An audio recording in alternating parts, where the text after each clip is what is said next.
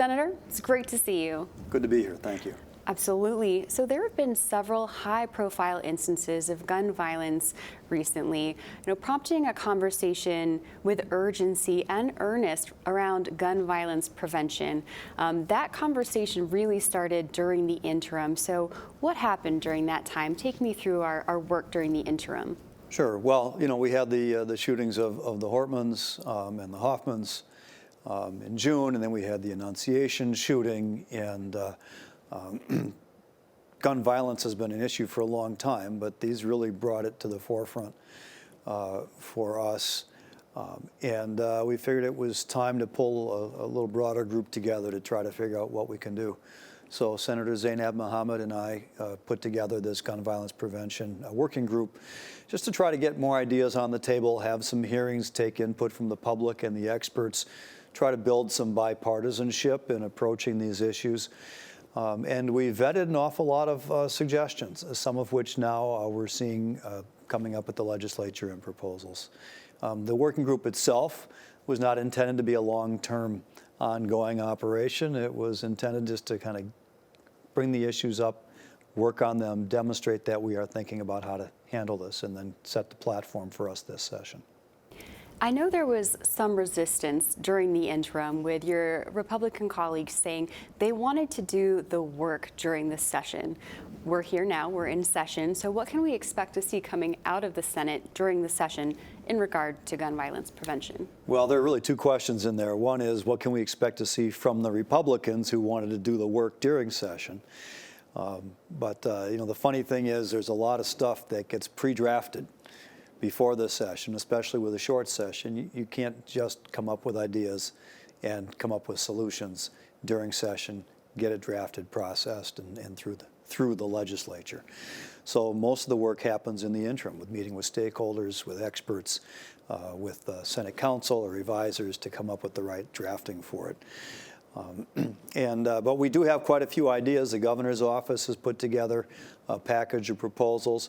One thing that was frustrating for me was, even during that working group meetings, is within 15 minutes of deciding we were going to put together a package, I could sit down and wrote out a whole list of things that I'd like to see that would help us move in the direction of reducing gun violence. And then my GOP colleagues came to the hearing and said, basically, it's too soon, we haven't had time to think about this. We're way too late, frankly, in thinking about these things. Or I shouldn't say we, they should be at the table with us. So we're going to have packages this legislative session. We'll pass something, I hope. Well, speaking of the things that you'd like to see, you have a lot of expertise in this area, being, chair of your committee and hearing this, year after year. So in your opinion, what is the number one thing the legislation can do this session to prevent gun violence? I think it's going to be hard to pick one. Because there, as the saying goes, there is no silver bullet here. And there's no way to avoid gun metaphors in our conversations in American English language, just that's the way it is. But it's an apt metaphor here. If there were one thing that we knew we could do that would solve the problem, it would have been done a long time ago, and we wouldn't have a gun violence problem anymore. So we've got to come at it from a whole bunch of different angles. We passed the red flag law, which we know is working to save lives. We passed the universal background check law, which we know will help screen out people who shouldn't be having firearms from getting them, or getting them as easily anyway. But there are other things that we can do too. Assault weapons ban, high capacity magazine limits, which I think would go a long way, frankly, for at least interrupting mass shootings, because if you can only shoot 10 rounds instead of 100 rounds before you have to stop, change magazines, reload, that's an interruption point where bystanders can jump in and maybe stop the shooting altogether. We can do more to safely store and secure firearms to avoid them being accessible to being stolen by people who want to do nefarious things, or being accessed by children who will play with them and cause damage that way. We have to do the ghost gun and the binary trigger bans. All of these are little pieces. We can do more investment in counseling in the schools to identify and assist the children that are starting to show signs of distress or anxiety that might lead them down a path toward violence. And if there are firearms accessible to them, firearms involving violence. There's a lot of things that we can do. What we can pass, what could become bipartisan, that's what we're going to try to work on this session. Well, you mentioned counseling in schools, and that kind of falls under the common sense solutions that your colleagues across the aisle are calling for. So how does that fit into the conversation? It sounds like there might be some bipartisan wiggle room there, right? Yeah, I would think there would be. There's a budget that goes with a bunch of these things too, so there's always a function of what do we have fiscally to work with. But I think you probably could find bipartisan consensus that we need to have enough adults in the schools who are experienced and can identify the children that are under stress and might be moving in this direction. And that's important. I don't think we can lay it all on mental health issues either.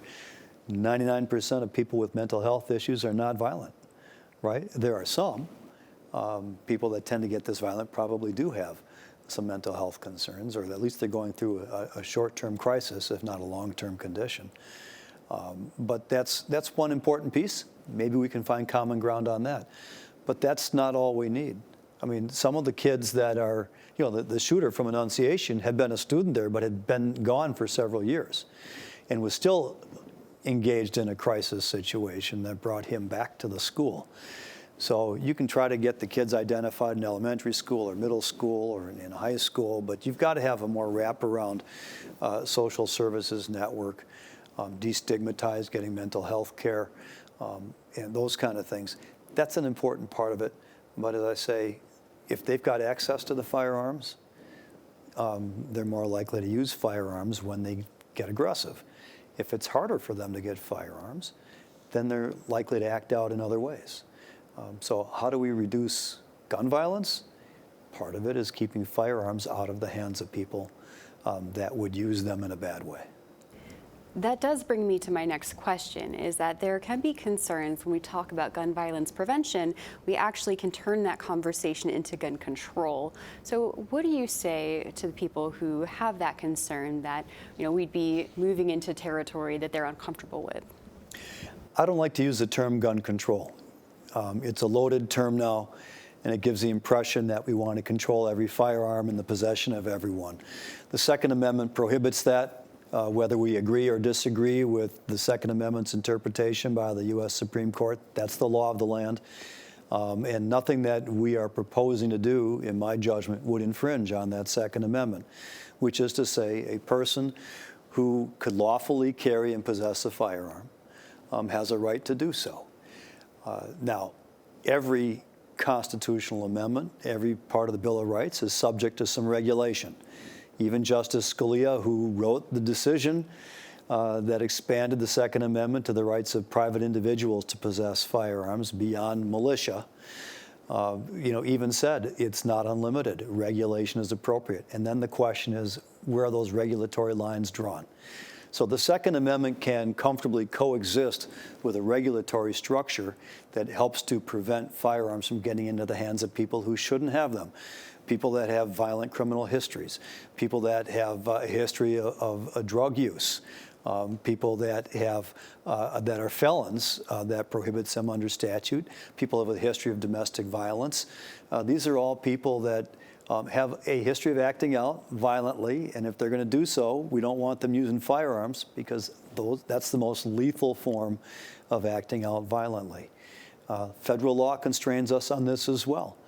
So we have to act within the federal constraints.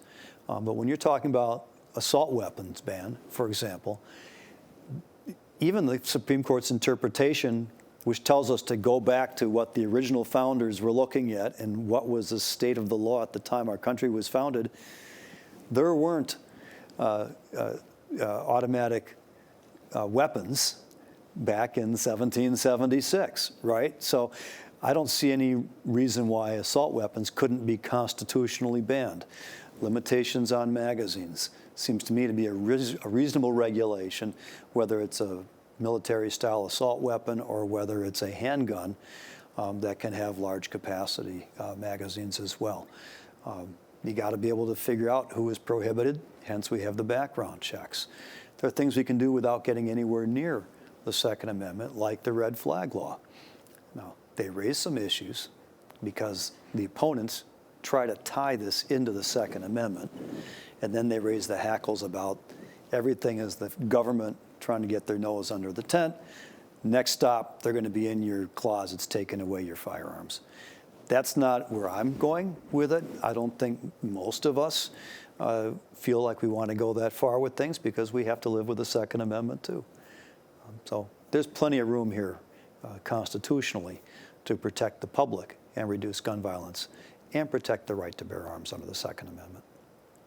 Senator, you've brought up a lot of ideas. Your caucus has ideas.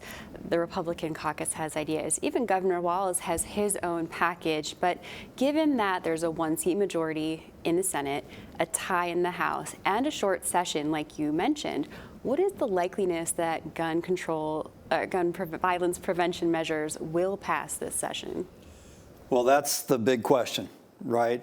And this is not a purely partisan question. We have some members of the Senate DFL caucus, and I would assume the House DFL caucus, that are not comfortable with certain kinds of actions, these proposals that we're thinking about. And there are some members of the Republican caucuses on both sides, I know within the Senate side, that are open to these conversations and that represent districts that would overwhelmingly support some of these measures.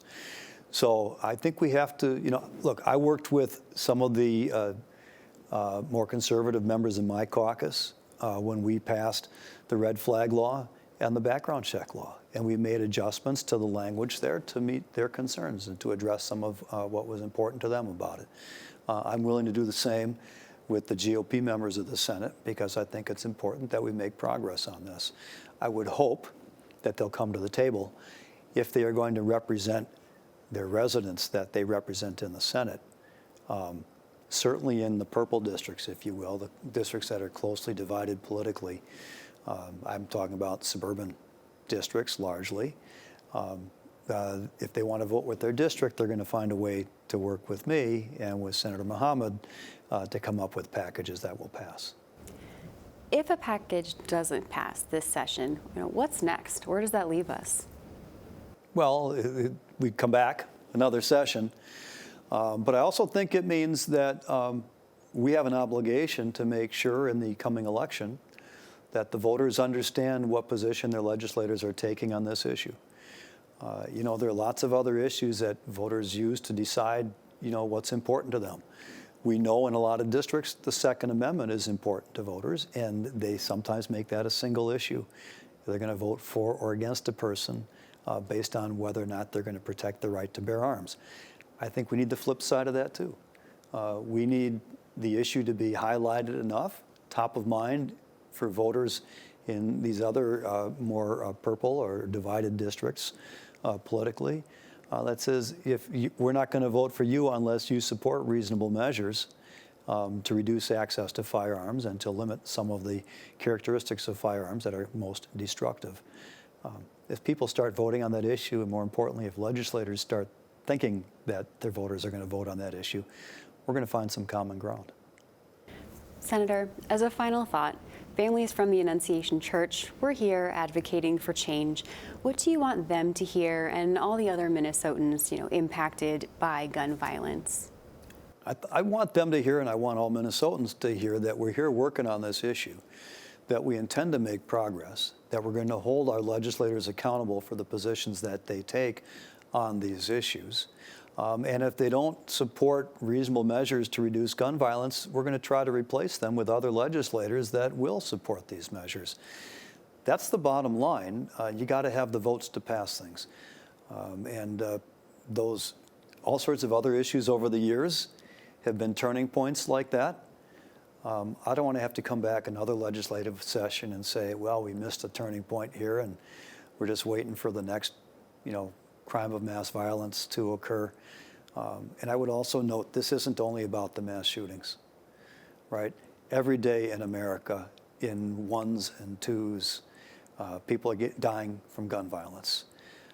The largest cause of firearm death in Minnesota is suicide, not homicide.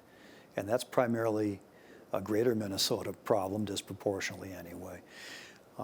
So access to firearms by people undergoing crisis access to firearms that are not safely secured, access to firearms by kids who are playing with it, see it on TV, see it on social media, see it on cartoons. Access to firearms by people who shouldn't have them is a real crisis now. We shouldn't have to wait for just one more shooting death to take action. The time for action is right now. Senator, thank you for your time. Thank you.